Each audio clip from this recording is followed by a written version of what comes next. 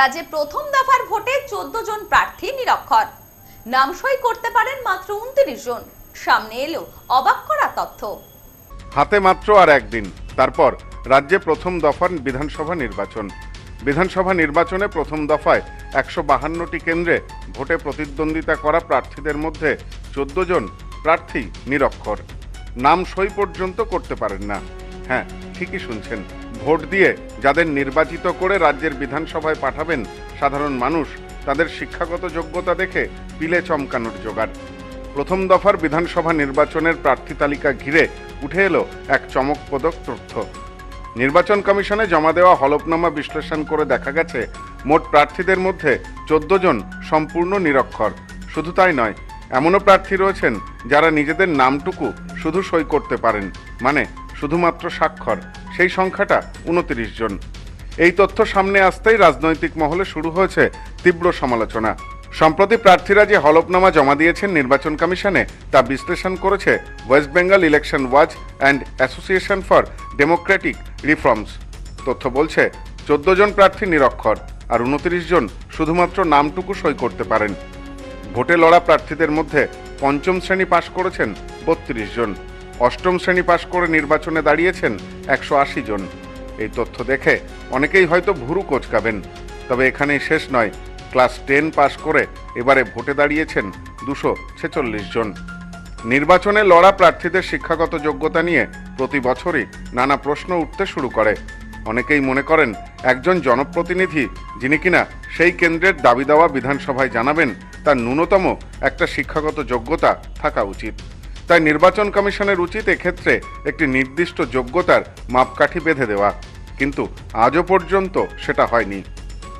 এবারের নির্বাচনে 70টি বেশি দলের হয়ে প্রতিদ্বন্দ্বিতা করছেন মোট 1475 জন প্রার্থী।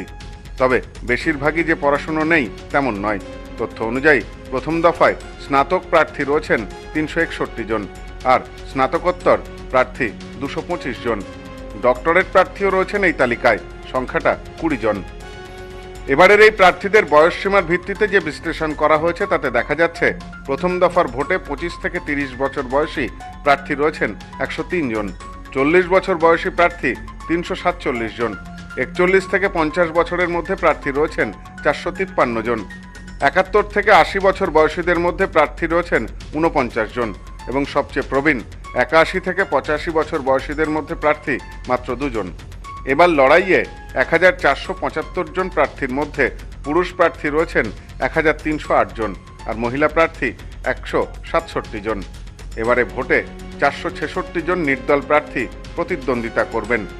তবে এটা কেবলই প্রথম দফার নির্বাচনের প্রার্থীদের হলফনামা বিশ্লেষণ করে পাওয়া তথ্য অনুযায়ী। Bureau report, news no man's land.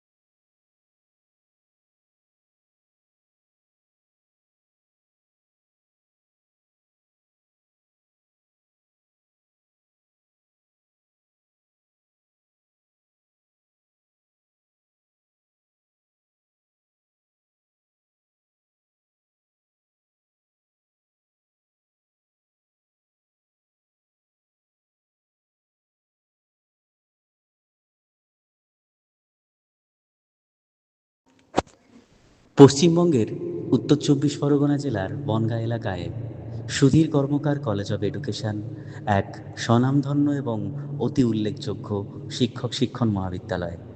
বর্তমান এই শিক্ষক মহাবিদ্যালয়ে নতুন শিক্ষাবর্ষে বিএড অ্যাডমিশান চলছে। তাই বিএড অ্যাডমিশান নেওয়ার বিষয়ে যে সমস্ত শিক্ষার্থীরা আগ্রহী তারা অতি সত্বর কলেজের অফিসে এসে যোগাযোগ করবেন। আমাদের কলেজের ঠিকানা গোপালনগর, চরচালকি, বনগাঁ, উত্তর চব্বিশ পরগনা। পিন নম্বর 743235।